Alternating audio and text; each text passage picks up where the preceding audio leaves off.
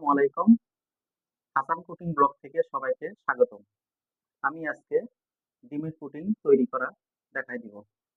ডিমের পুডিং তৈরি করতে যে যে উপকরণ লাগে আমি দেখাই দিব এখানে। আমি 1 লিটার দুধ নিচ্ছি, 5টা হাঁসের ডিম নিচ্ছি, আর এখানে কনডেন্স মিল্ক আছে, আর এখানে চিনি নিয়েছি। এখন আমি চুলা অন করব।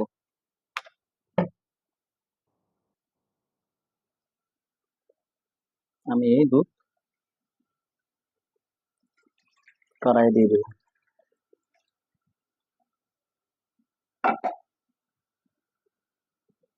এখন দুধ জাল হতে থাক। এই যে আমি দুধ চুলায় দিয়ে দিছি, দুধ হতে থাক। আমি এখন এখানে ডিম মিক্সার মেশিন দিয়ে মিক্স করে নিব।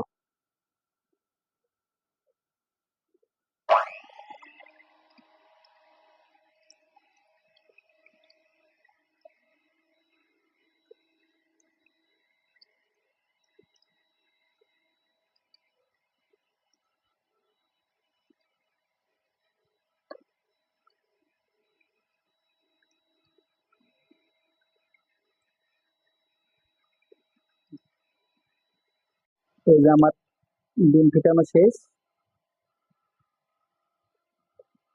মিক্সার মেশিন দিয়ে ডিম ফেটাইলে অনেক ভালো হয়।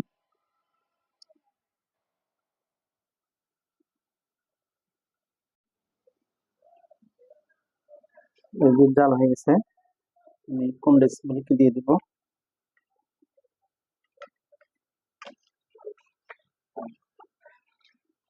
অর্ধেকের কম দিয়ে দিচ্ছি কনডেন্স মিল্ক।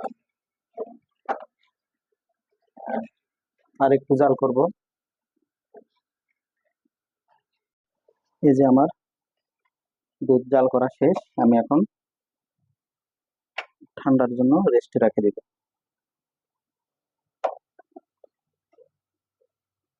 এখন আমি ক্যারামেল তৈরি করব।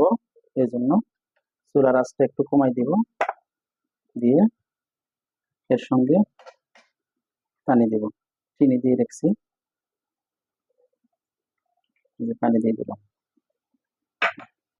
এই যে আমার গাভীর দুধ আর কনডেন্স মিল্কের মিশ্রণটা ঠান্ডা হয়ে গেছে। আমি এখন এখানে ডিম ফেটানো ছিল আগে থেকে, এটা অ্যাড করবো এর সঙ্গে।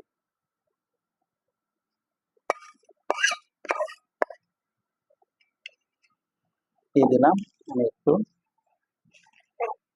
একটু নাড়াচাড়া করে সঙ্গে ভালোভাবে অ্যাড করে দিব।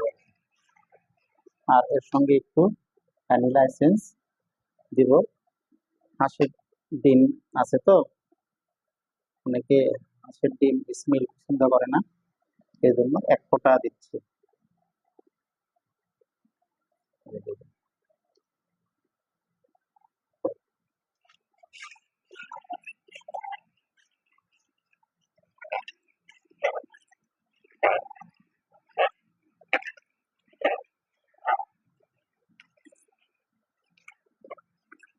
আমার মিশ্রণ করা শেষ। আমি এখন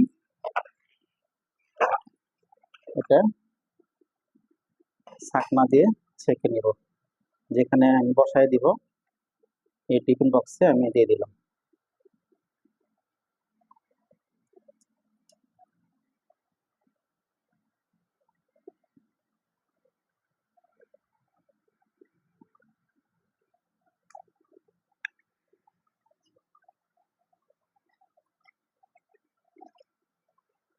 এই ছাকনা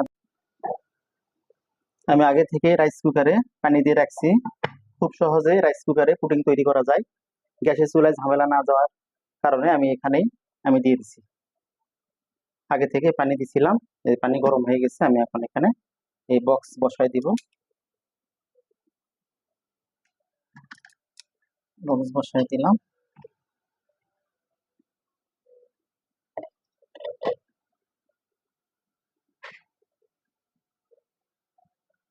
এই যে ঢাকনা দিয়ে দিলাম।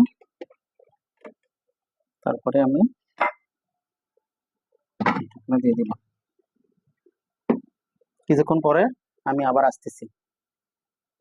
আমি এই রাইস কুকারে বন্ধ করে দিলাম। আমি এখন দেখাই দিব। আমি আধা ঘন্টা পর আসছি।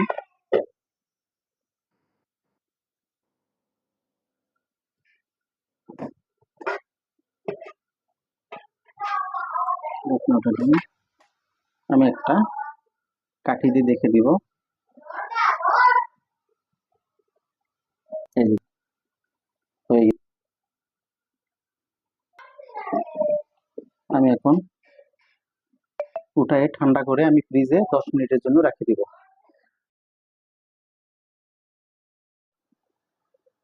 ফাইনালি আমার পুডিং বানানো শেষ। ফ্রিজের থেকে বাইর করছি 10 মিনিট পরে। এই যে দেখুন, আমি এখন পরিবেশন করব।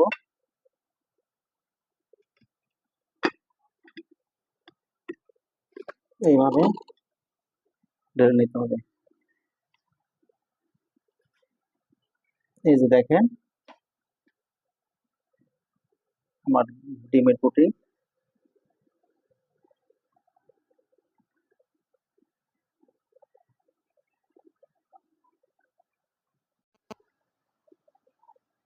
আমার ডিমের পুডিং বানানো ভালো হয়ে থাকলে লাইক, কমেন্ট, সাবস্ক্রাইব করে দিন।